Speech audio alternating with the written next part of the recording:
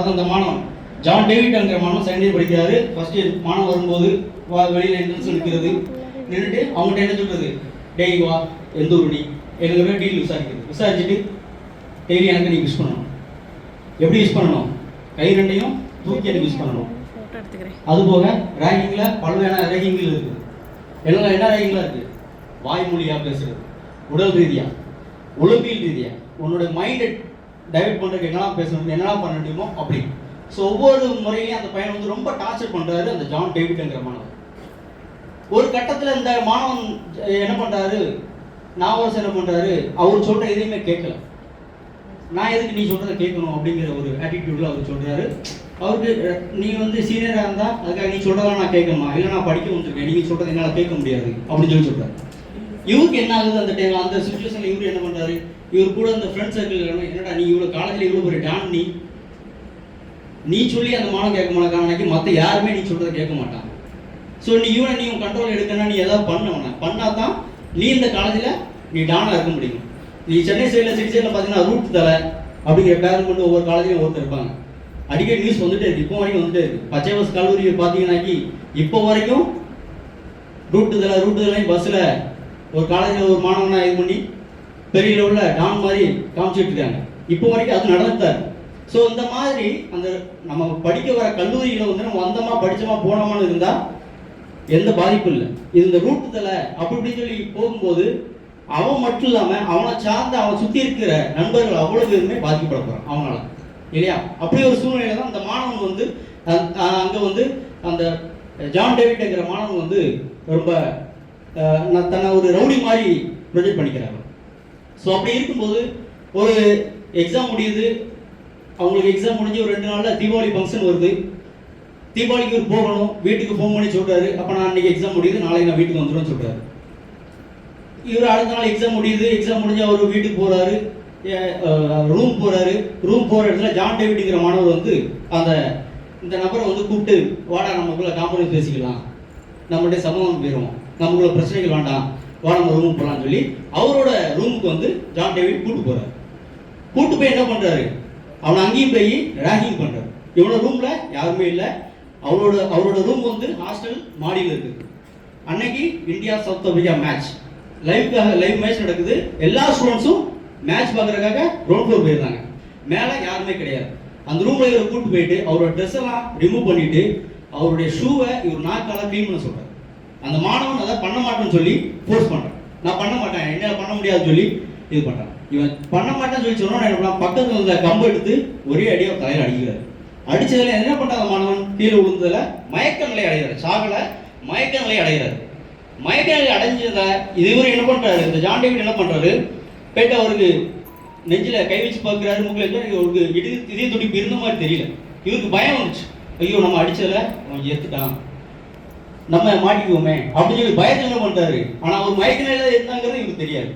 இவர் என்ன பண்ணிட்டாரு, நம்ம அடிச்ச செத்துட்டான்னு அவர் மனசுக்கு அவரே முடிவு பண்ணிட்டு, இதுக்கு மேலே நம்மளை காப்பாற்றிக்கன்னா இவனை ஏதாவது பண்ணாதான் நம்ம வெளியே தெரியாமல் இருக்க முடியும், நம்மளை பாதுகாக்க முடியுங்கிறதுக்காக கத்தி எடுத்து என்ன பண்ணுறாரு, கழுத்தை துண்டா வெட்டி எடுத்து.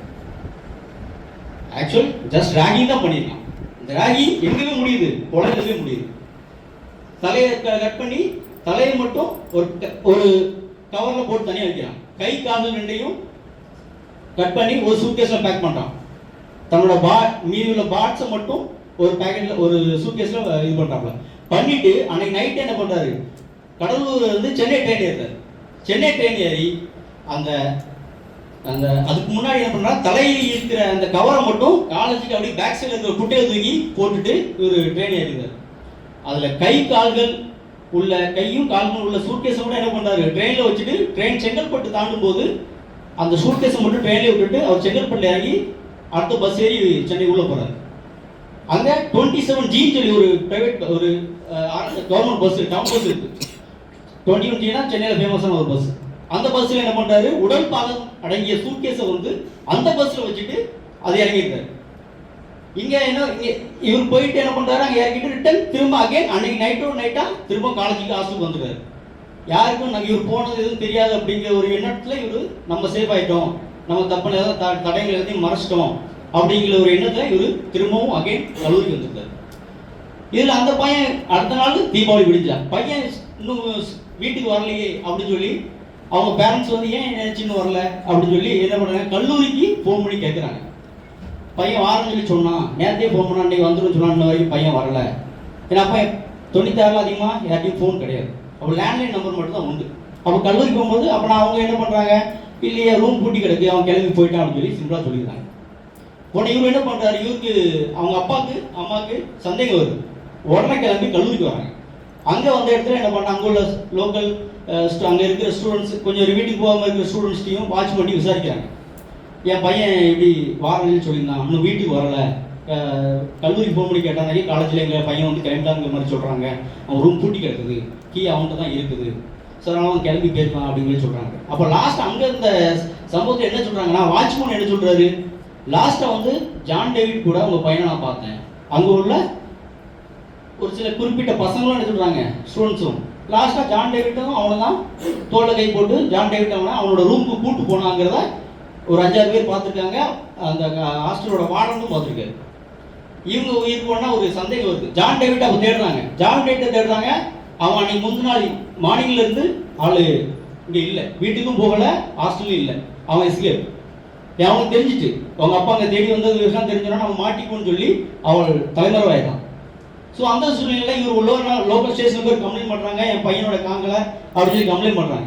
கம்ப்ளைண்ட் பண்ணி இது பண்ணும்போது அவனுக்கு வந்து இது ஃப்ளாஷ், டிவி ஃபுல்லாக ஃப்ளாஷ் ஆகுது, நியூஸ் ஃப்ளாஷ் ஆனவன என்ன பண்ணுறான், நம்ம கண்டிப்பாக நம்ம போலீஸ் நம்ம அரெஸ்ட் பண்ணிடுவாங்கன்னு சொல்லி இவரே டேரெக்டாக ஜான் டேவிட் டேரெக்டாக போய் என்ன பண்ணுறாரு, ஒரு பக்கத்தில் உள்ள மேஜிஸ்ட்ரேட் கோர்ட்டில் போய் வாலண்டியராக சரண்டர் ஆகுறாரு. நான் வந்து இந்த அப்படி ஒரு என்னோட காலேஜில் ஜூனியர் பையனை நான் கொண்டுட்டேன் அப்படின்னு சொல்லி சரண்டர் ஆயிடுறேன்.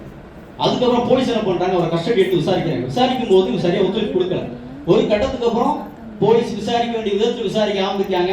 எதுக்காக இந்த கொலை பண்ண, நான் கொலை பண்ணிட்டேன் அவ்வளோ மட்டும் தான் சொல்லியிருக்கானே தவிர எதுக்காக கொலை பண்ணாங்கிறத சொல்லலை. அப்போ சொல்லும் போது தான் அவன் என்ன சொல்கிறான், இல்லை எனக்கும் நான் வந்து சீனியர் எங்கள் காலேஜில் நான் வந்து ரேகிங் பண்ணேன், நான் எல்லாருமே எங்கள் காலேஜில் நான் சொன்ன எல்லா ஸ்டூடெண்ட்ஸுமே கேட்பாங்க, இவன் மட்டும் நான் சொல்கிறத கேட்காம, அதில் எனக்கு என் காலேஜ் மத்தியில் என் பேர் கெட்டு போயிடுச்சு, எனக்கு வந்து அவமானம் ஆயிட்டு, எல்லா ஸ்டூடெண்ட்டையும் இன்றைக்கி மதிக்க மாட்டேறான், அதுக்கு எல்லாத்துக்கும் காரணம் இவன் ஒருத்தன் தான், அதனால நான் அவனை கொண்டேன் அப்படின்னு சொல்லி ஸ்டேட்மெண்ட் கொடுத்து அப்புறம் மாறுறாரு. ஸோ அதுக்கப்புறம் அந்த கேஸ் நடக்குது, கடலூர் சிதம்பரம் கோர்ட்டில் நடக்குது. சிதம்பரத்தில் வந்து ஒவ்வொரு ஹியரிங்கும் இந்த அக்யூஸை கூட்டு வரும்போதுலாம் பெரிய அளவில் ப்ரெஸ்ஸும் மக்களும் கூடி பெரிய பிரச்சனை ஆகுது. உடனே என்ன பண்ணுறாங்க, இதுக்கப்புறம் இந்த கோர்ட்டில் விசாரிக்க விடான்னு சொல்லி கடலூர் நீதிமன்றத்துக்கு இந்த கோர்ட்டை மாற்றுறாங்க. கடலூர் கோர்ட்டில் விசாரித்து 2001 வந்து அந்த ஜான் டேவிட் வந்து 2 ஆயுள் தண்டனை கொடுக்குறாங்க. எதுக்கலாம், கொலை பண்ணதுக்கு ஒரு ஆயுள் தண்டனை, தடயங்களை மறைச்சதுக்காக ஒரு ஆயுள் தண்டனை, 2 ஆயுள் தண்டனை அவருக்கு கொடுத்துறாங்க. அதுக்கப்புறம் அவங்க என்ன பண்ணுறாங்கன்னா சென்னை ஹைகோர்ட்டில் வந்து அப்பீல் போகிறாங்க. அந்த அப்பீல் என்ன முடியாவது அப்படின்னா, ஜான் டேவிட் குற்றவாளி இல்லைன்னு சொல்லி அந்த கோர்ட்டு விடுதலை பண்ணியிருந்தவர். எல்லாத்துக்குமே தெரியும் இவர் தான் கொலை பண்ணது, எல்லாத்துக்கும் தெரியும், கிளாஸ் நியூஸ் ஆகுது, அங்கே வந்த எவிடன்ஸ் எல்லாரும் சொல்கிறாங்க, இவர் தான் லாஸ்ட்டாக இவர் கூட தான் போனார், எல்லாம் தெரியுது. இவரே வாலண்டரியாக போய் கோர்ட்டில் போய் சரண்டர் ஆகுறாரு, எல்லாம் பண்ணுறாரு. ஆனால் கோர்ட்டு அவரை விடுதலை பண்ணிட்டு, அப்போ மக்களுக்கு கோர்ட்டு மீது நம்பிக்கை இருக்குமா, இருக்காது இல்லையா? ஸோ அப்படி ஒரு சூழ்நிலை இருக்கும்போது கவர்மெண்ட் என்ன பண்ணுது, தமிழ்நாடு கவர்மெண்ட் என்ன பண்ணுது, அந்த டைமில் சுப்ரீம் கோர்ட் அந்த அப்பீல் பண்ணுறது, அந்த கேஸை அப்பீல் பண்ணுறாங்க.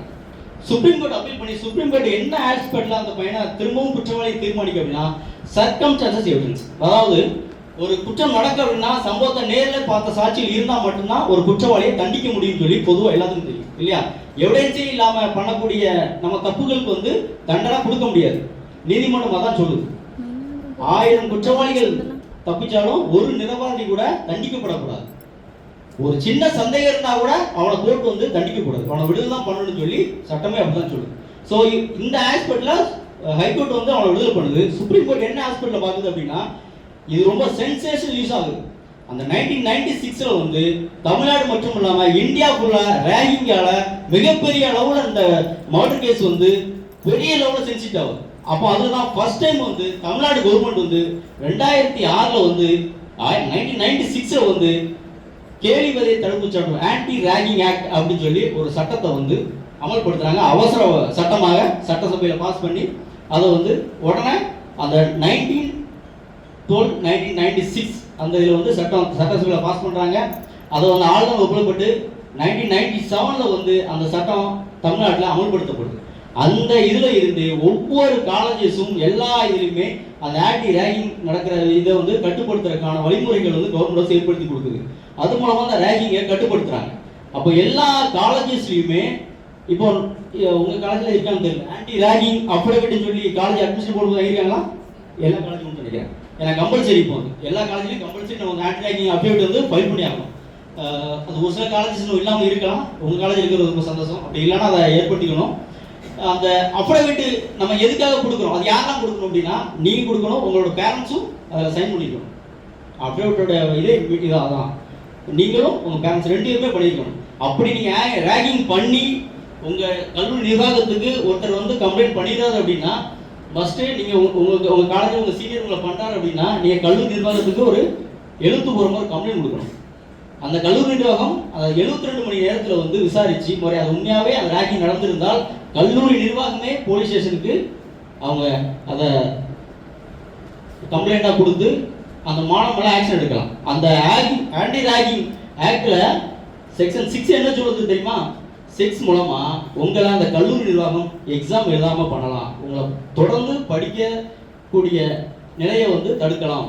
நீங்க எந்த காலேஜ்ல போய் படிக்கிறதுக்கு முயற்சி பண்ணாலும் அந்த உங்களை வந்து படிக்க விடாம ஆக்குறதுக்கு இந்த செக்ஷன் 6ல வந்து அவ்வளவு வழிமுறைகள் சொல்லியிருக்கு. அப்போ நீங்க பண்ணக்கூடிய நம்மளோட தனியார் கெத்துக்காக பண்ணக்கூடிய ஒரு ரேகிங்கிறது வந்து உங்களோட வாழ்க்கையை ஒட்டுமொத்தமாக அழிக்கக்கூடிய சூழ்நிலை வந்து இருக்கு. ஸோ இந்த ரேகிங் அப்படிங்கிறத வந்து யாருமே அந்த கண்டத்துக்குள்ளே நம்ம போகக்கூடாது. நம்ம காலேஜுக்கு எதுக்கு வரோம்? படிக்கிறதுக்காக வரோம். வந்தோமா படிச்சோமா போனோமா இருக்கணும். எல்லாரும் சொல்லுவாங்க +2 முடிச்ச பிறகு காலேஜ் போனால் 3 வருஷம் ஜாலியாக படிச்சு ஜாலியாக சுற்றிட்டு வரலாம் 3 வருஷம் அப்படின்னு நினைப்பாங்க. அப்படி கிடையவே கிடையாது. அதெல்லாம் வந்து நம்மளுடைய சந்தோஷப்படுத்துறதுக்காக யாரும் 2 வெளியில் சொல்றது இல்லையா? நீங்கள் கல்லூரி படிப்பை நல்லா படித்தா மட்டும்தான் நீங்கள் அடுத்த ஸ்டேஜுக்கு போக முடியும். வாழ்க்கையில் நம்ம வந்து முன்னேற முடியும். இங்கே நீங்கள் கோட்டை விட்டீங்க அப்படின்னு லைஃப்லேயே கோட்டை விட்டுரும் இல்லையா?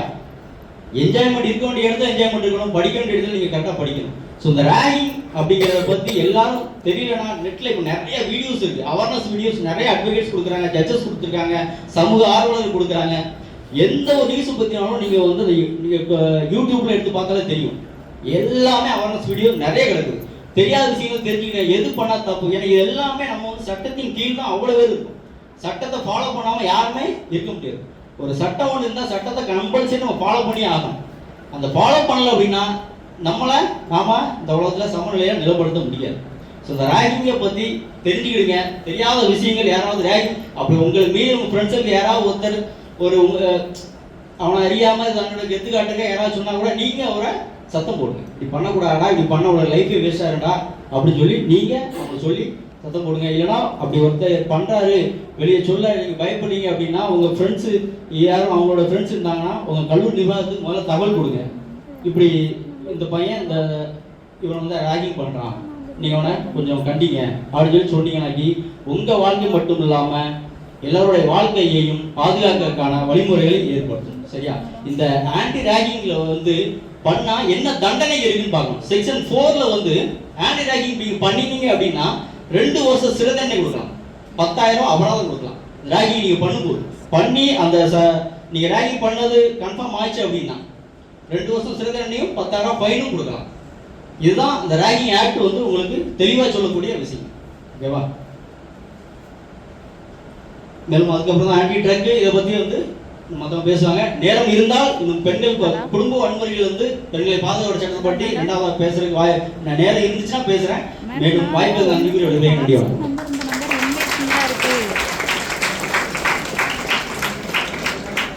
கண்டிப்பாக சொல்லிட்டாங்களா? நான் தான் சொல்லி மெசேஜ் போட்டிருந்தேன். Okay madam. தண்ணி கூட கொடுக்கலையா? பேசிட்டு வந்த உடனே வந்து தண்ணி. ஹலோ ஃபியூச்சர் இன்ஜினியர்ஸ், யார் யாரெல்லாம் இங்கே வரும்போது தப்பிச்சோன்னு நினச்சி வந்து ஐயோ மாட்டிக்கிட்டோம்னு நினைக்கிறான்.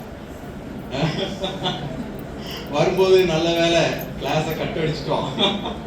இங்கே வந்து ஐயோ தூக்கம் வரத சாப்பிட்டுலாம் படுத்து பாடு பண்ணுறாங்கன்னு தான் எல்லாரும் முகம் ஒரு மாதிரி அரண்ட மாதிரி இருக்கு. அதனால தான் கேட்குறேன். என்னன்னா இது கிரிக்கெட் மாதிரி தான். அட்வொகேட் கமல் வந்து ஓப்பனிங் பேட்ஸ்மேனு, கொஞ்சம் சீரியஸ் கேம் தான் பிளே பண்ணுவாரு. நான் வந்து மிடில் பேட்ஸ்மேனு, விக்கெட் போகாம காப்பாத்திக்கிட்டா போதும். அடுத்து வருவாங்க ஒரு அட்வொகேட், வேணுகோபால் அட்வொகேட். அவங்க என்னன்னா ஜோடி மாதிரி வான வெடிக்க காட்டுவாரு, கொஞ்சம் ரெஃப்ரெஷ் ஆயிரும். சரிங்களா? கேக்குதா கடைசி வரைக்கும்? Okay okay okay. என்னன்னா நம்ம இன்னைக்கு டிஸ்கஸ் பண்ற டாபிக் என்னன்னா கொஞ்சம் சென்சிட்டிவான டாபிக், கொஞ்சம் சீரியஸா தான் போகும். சரிங்களா? ஏன்னா இது வந்து ஒரு பொழுதுபோக்கு நிகழ்ச்சி கிடையாது, சமூகத்தை பழுது பார்க்குற நிகழ்ச்சி. அதனால கொஞ்சம் அட்ஜஸ்ட் பண்ணிக்கிடுங்க, ரெஃப்ரெஷுக்கு அடுத்து வந்துருவாங்க. ஓகேங்களா? இப்போ என்னன்னா நான் பேச போற டாபிக் வந்து ஆன்டி ட்ரக் அவேர்னஸ். இந்த ஆன்டி ட்ரக் அவேர்னஸ் அப்படிங்கும்போது எல்லாருக்குமே ஒரு சில கேள்விகள் எழும், அப்படிதானே? எப்படின்னா தண்ணி குடிக்கிறவங்க, சிகரெட் அடிக்கிறவங்க குடிக்காதடா குடிக்காதடான்னு சொல்றதை விட அதை உற்பத்தி பண்றதை தடுத்துட்டா யாருமே போதைப் பொருள் யூஸ் பண்ண போறது இல்ல. ஏன் அதெல்லாம் விட்டுட்டு நம்ம கிட்ட சொல்லிட்டு இருக்காங்க? அப்படி தோணிருக்கா யாருக்காவது? ஓகே, ஒண்ணு. அடுத்து இன்னொன்னும் தோணும், என்னன்னா இந்த அரபு நாட்டுல எல்லாம் இந்த சட்டங்கள் வந்து ரொம்ப கடுமையா கேள்விப்பட்டிருக்கீங்களா? அதே மாதிரி நம்ம இந்தியாவிலயும் சட்டத்தை வந்து ரொம்ப கடுமையாக்கிட்டோம்னா போதைப் பொருளை யூஸ் பண்ண மாட்டோம்ல.